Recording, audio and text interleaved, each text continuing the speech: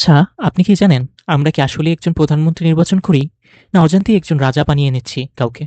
শুনতে অবাক লাগলেও আমাদের সংবিধানের কিছু আর্টিকেল কিন্তু টেকনিক্যালি একজন মানুষকে অসীম ক্ষমতা দিয়ে দিচ্ছে।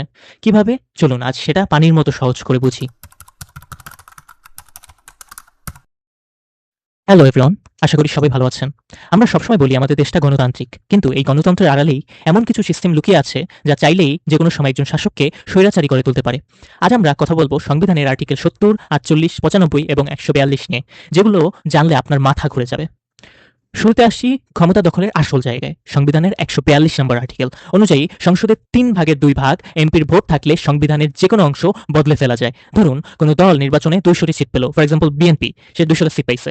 এখন তারা চাইলেই সংবিধানের এমন কোনো অদ্ভুত নিয়মও যোগ করে দিতে পারে যা কেউ আটকাতে পারবে না। এমনকি যদি নিয়ম করা হয় কাল থেকে সবাই সুইমস্যুট পরে রাস্তায় ঘুরবে, দ্যাটস অলসো পসিবল। তো এখন আপনি বলতে পারেন, কেন দলের এমপিরা কি প্রতিবাদ করবে না? উত্তর হলো না। কারণ আর্টিকেল ৭০ এর আইন অনুযায়ী কোনো এমপি তার নিজের দলের বিপক্ষে ভোট দিতে পারবে না। দিলেই তার সংসদ সদস্য পদ বাদ যাবে। তার মানে দলের প্রধান যা বলবেন এমপিরা ঠিক তাই করবেন। এখানে নিজের বিবেকের কোনো দাম নেই। অনেকে ভাবেন রাষ্ট্রপতি হয়তো কিছু করতে পারবেন, কিন্তু আর্টিকেল ৪৮ এর ৩ বলছে রাষ্ট্রপতি তার সব কাজের জন্য প্রধানমন্ত্রীর পরামর্শ নিতে বাধ্য। প্রধানমন্ত্রী যে ফাইলে সই করতে বলবেন তিনি সেখানে সই করতে বাধ্য। সহজ কথায় অনুষ্ঠানে গিয়ে ফিটা কাটা ছাড়া আসলে স্বাধীনভাবে করার মতো তেমন কিছু নেই রাষ্ট্রপতির। আপনি হয়তো এখন ভাবছেন আদালত বা সুপ্রিম কোর্ট তো আছে, কিন্তু সেখানেও প্যাচ আছে ভাই। আর্টিকেল ৯৫ অনুযায়ী সুপ্রিম কোর্টের বিচারকদের নিয়োগ দেন রাষ্ট্রপতি। আর একটু আগেই তো বললাম রাষ্ট্রপতি কার কথা শোনেন? ঠিক ধরেছেন, প্রধানমন্ত্রীর। এমনকি আর্টিকেল ৪৮ এর শেষে বলা আছে প্রধানমন্ত্রী রাষ্ট্রপতিকে কি পরামর্শ দিলেন তা নিয়ে দেশের কোনো আদালতে প্রশ্ন তোলা যাবে না। মানে পুরো ব্যাপারটাই গোপনে এবং ধরাছোঁয়ার বাইরে হবে। এই পুরো বিষয়টা একবার মিলিয়ে দেখুন জাস্ট।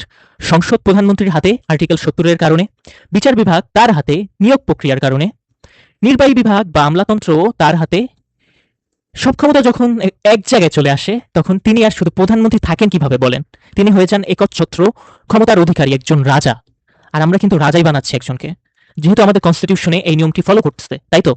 তো সোজা কথায় আমাদের সিস্টেমটা এমনভাবে ডিজাইন করা যেখানে চেক অ্যান্ড ব্যালেন্সের সুযোগ খুবই কম। যখন একজন মানুষের হাতে আইন বানানো, আইন রক্ষা করা থেকে শুরু করে বিচার করার ক্ষমতা চলে আসে, তখন গণতন্ত্র শুধু নামেই টিকে থাকে।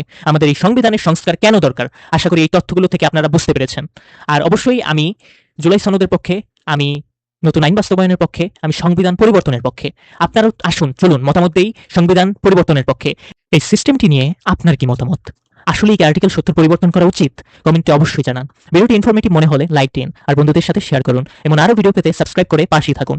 দেখা হবে পরের ভিডিওতে। আল্লাহ হাফেজ। Thank you everyone.